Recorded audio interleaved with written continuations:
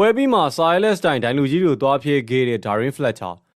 မန်ချက်စတာယူနိုက်တက်အသင်းက Brighton ကိုရှုံးနေပြီး FA Cup ကနေထွက်ခွာခဲ့ရတဲ့ပွဲပြီးမှာတော့ယာယီနီးပြ Darren Fletcher တယောက်ဒိုင်လူကြီး Simon Hoba ကိုဒေါသကြီးနဲ့ပေါက်ကွဲခဲ့တာကြောင့်မလို့ Silas Ferguson ရဲ့စိတ်တက်မျိုးပြန်လည်ပြီးတော့တွေ့မြင်ခဲ့ရပါတယ်။ Fletcher ပွဲပြီးမှာဒိုင်လူကြီးနဲ့အကြီးကျယ်စကားများခဲ့တယ်လို့အင်တာဗျူးမှာလည်းပဲဒိုင်ရဲ့ဆုံးဖြတ်ချက်ကညံပြင်းလုံးနေလို့ပြက်ပြက်သားသားဝေဖန်ခဲ့ပါတယ်။အထူးသဖြင့်နာကျင်ချိန်ပုံ9မိနစ်ဆိုတာကနဲလွန်းတာနဲ့လူငယ်ကျယ်ပွေရှေးလာစီကိုနှစ်ဝါတနည်းနဲ့ထုတ်ပယ်ခဲ့တဲ့ပုံမှာသူကအကြီးကမကြည်မနှက်ဖြစ်နေရပါလာစီကပွဲတွေကိုလူစားဝင်လာပြီးတဲ့နောက်မှာတိုက်စစ်ပိုင်းမှာအကောင်ဆုံးကစားနိုင်ခဲ့ပေမဲ့89မိနစ်မှာတော့ကွင်းလေလူ RI ပေါ်မှာကြမ်းတမ်းခဲ့ရဆိုပြီးတော့ပထမအဝါကပြသခံခဲ့ရပါတယ်။ Fletcher တော့ဒါဟာအဝါကပြကြမလို့တဲ့အခြေအနေဖြစ်ပြီးတော့ Brighton ကစားသမားတွေရဲ့ပြစ်ဒဏ်ကျူးလွန်မှုတွေကိုတော့ဒိုင်ကလှည့်ရှုခဲ့လို့ထောက်ပြခဲ့ပါတယ်။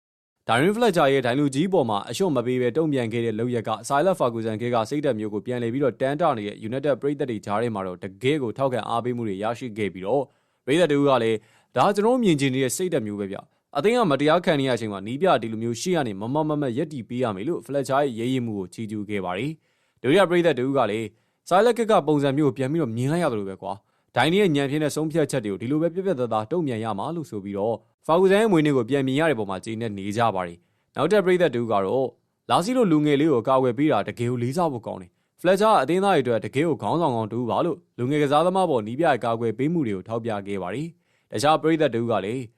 ဝိုင်းနီးပြရအောင်အေးဆေးနေတဲ့အချိန်မှာ Fletcher တော့အသင်းအတွက်သွေးပူပြနေအောင်မြင်ရတကယ်ကိုအားတက်စရာပါပဲလို့မှတ်ချက်ပေးခဲ့တယ်လို့ဒီလိုစိတ်ဓာတ်မျိုးကအသင်းကိုပြန်လဲနိုးထစေနိုင်တယ်။ရလက်ထက်အသင်းသားတွေအတွက်တိုက်ပွဲဝင်ပေးတဲ့နီးပြမျိုးကျွန်တော်တို့ကလိုအပ်နေတာလို့ Fletcher ရဲ့လုပ်ရက်ကိုအပြည့်အဝထောက်ခံအားပေးခဲ့ကြပါတယ်။လာစီယာနောက်ပိုင်းမှာဒေါသကြီးနဲ့တုံ့ပြန်ခဲ့တာကြောင့်မလို့ဒုတိယအဝါကတ်နဲ့အထုတ်ခံခဲ့ရပေမဲ့လေဝိုင်းကစားသမားဟောင်း Owen Gareth ကတော့ဒါဟာလူငယ်တယောက်ရဲ့စိတ်ပြတ်မှုကြောင့်မလို့ဖြစ်ပေါ်လာတဲ့အမှားသာဖြစ်ပြီးတော့လာစီယာ United ရဲ့အကောင်းဆုံးကစားသမားဖြစ်ခဲ့တယ်လို့ပရိသတ်တွေကိုဖျော်ဖြေနိုင်စွမ်းရှိတဲ့ထူးခြားတဲ့ပါရမီရှင်တူဖြစ်တယ်လို့ကာကွယ်ပြောဆိုခဲ့ပါတယ်။ Fletcher အနေနဲ့ Ferguson ခေတ်ကလိုမျိုးမတရားမှုကိုအလျှော့မပေးတဲ့စိတ်ဓာတ်မျိုးပြသလိုက်တာကပရိသတ်တွေရဲ့ထောက်ခံမှုကိုရရှိစေတယ်လို့ကစားသမားတွေကိုလည်းအသင်းရဲ့ဂုဏ်သိက္ခာအတွက်တိုက်ပွဲဝင်လိုတဲ့စိတ်ဓာတ်တွေကိုပြန်လည်ပြီးတော့ဝင်ရောက်လာစေနိုင်မှာလည်းဖြစ်ပါတယ်။